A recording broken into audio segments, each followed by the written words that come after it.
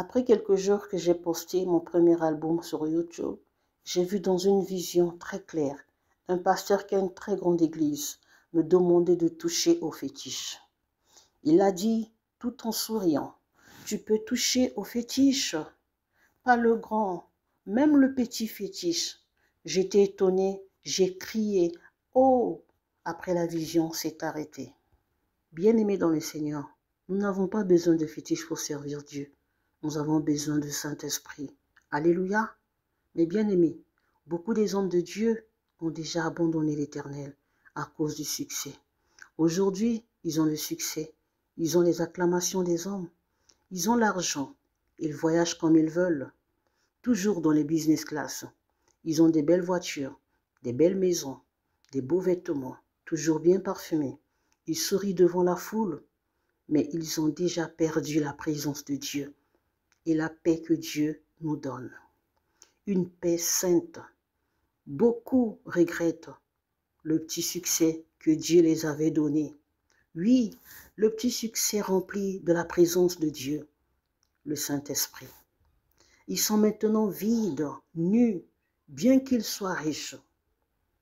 Mais bien aimés, j'ai un petit conseil à donner à un serviteur de Jésus. Il ne faut jamais envier l'église des autres pasteurs, parce qu'ils ont 10 000 fidèles. Parfois, dans les 10 000 personnes qui sont dans son église, 9 000 sont liés à un autre pasteur parce qu'il fait beaucoup de miracles. D'autres le font avec un esprit de mensonge. Il ne faut jamais envier un prophète ou une prophétesse parce qu'il prophétise beaucoup. N'oubliez pas que parle aussi. Vous pouvez le lire dans Genèse 3, verset 4, Acte 16, verset 16 à 18. Bien-aimés, si c'est le vrai Dieu, notre Seigneur et Sauveur, Jésus de Nazareth, le roi de gloire, qui vous a appelé à travailler pour l'avancement de son royaume, il ne vous abandonnera jamais. Avoir 2 fidèles, ou 3, 5, 10 fidèles dans l'Église ne signifie pas que Dieu n'est pas avec vous. Dieu dit dans sa parole, dans Matthieu 18, 20, « Car là où 2 ou 3 sont assemblés en mon nom, je suis au milieu d'eux. » Là où le nom de Jésus est invoqué, dans la vérité, le Seigneur Jésus y est. Comme disait le frère Alain Moloto, serviteur de Jésus, servante de Jésus, reste fidèle à Dieu, quelles que soient les difficultés. Jésus agira. Paul et Silas étaient persécutés, mais ils avaient gardé la foi en Jésus. À la fin, ils étaient victorieux. Pierre aussi était persécuté, mais le Seigneur l'avait délivré. Alléluia. Nous allons lire la parole de Dieu. Nous sommes dans Actes, chapitre 12, versets 5 à 11.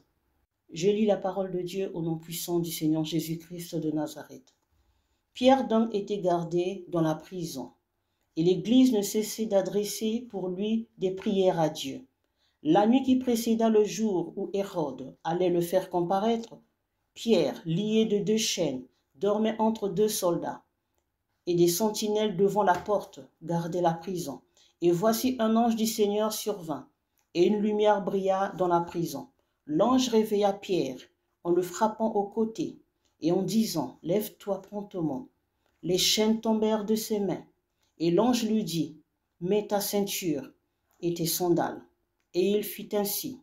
L'ange lui dit encore, « Enveloppe-toi de ton manteau et suis-moi. » Pierre sortit et le suivit, ne sachant pas que ce qui se faisait par l'ange fut réel, et s'imaginant avoir une vision. Lorsqu'ils eurent passé la première garde, puis la seconde, ils arrivèrent à la porte de fer qui mène à la ville et qui s'ouvrit d'elle-même devant eux. Ils sortirent et s'avancèrent dans une rue. Aussitôt, l'ange quitta Pierre.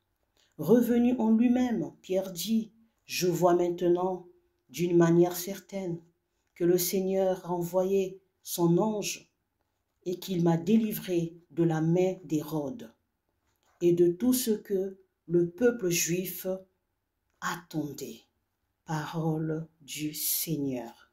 Homme de Dieu, femme de Dieu, toi qui m'écoutes, que l'Éternel te bénisse. Peut-être que tu es beaucoup persécuté, sache que le Seigneur ne t'a pas abandonné. Fortifie-toi et prends courage. La victoire t'appartient. Tu es appelé à gagner. Tu es appelé à réussir. La victoire t'appartient, car le Seigneur combat pour toi. Lève-toi et commence à prier. Le Seigneur va te remplir du feu du Saint-Esprit.